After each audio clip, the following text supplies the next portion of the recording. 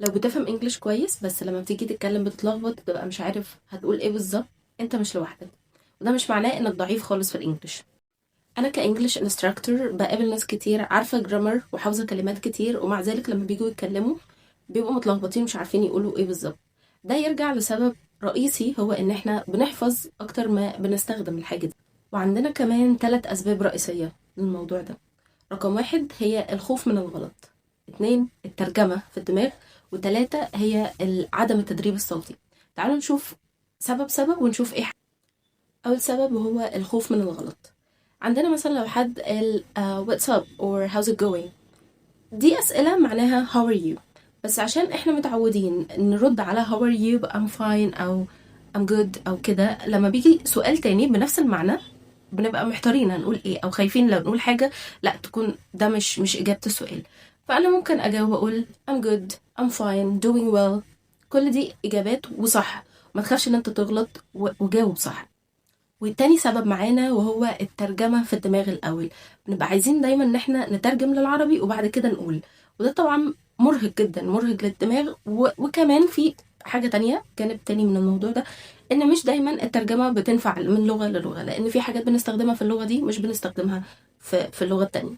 مثال مثلا لو بنقول كل سنة وانت طيب، كل سنة وانت طيب بنقولها في العربي، بس لما بنيجي نترجمها في الانجليش مش بنترجمها حرفيا كل سنة وانت طيب، بنقول happy birthday for example. اوكي، اللي هي عيد ميلاد سعيد. فالترجمة مش دايما بتنفع، مش كل حاجة نترجمها. رقم 3 وأهم حاجة عدم التدريب الصوتي. هي لغة في الأول في الآخر، فأنا دايما ببقى محتاجة إن أنا أتدرب أسمع نفسي وأنا بقول الكلام دوت. مثال مثلا، اوكي، لو انا بقراها في دماغي من غير ما اسمع نفسي الجمله دي، اقول I want to be a great designer. صح وكل حاجه، بس هل هما بيقولوها كده او الناس في الحياه العامه بتقولها كده؟ لا، انا محتاجه اسمع نفسي وانا بقولها، علشان لما اقولها مره واثنين وثلاثه اقولها بعد كده بطريقه اسرع واعمل connected speech.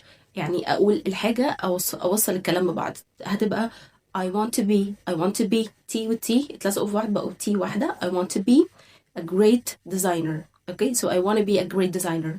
اوكي، مرة على مرة هنقول الكلام أسرع. وآخر حاجة أحب أقولها لكم إن إحنا عندنا حاجة جميلة جدا وجملة سمعتها قبل كده بتقول learn a language in chunks.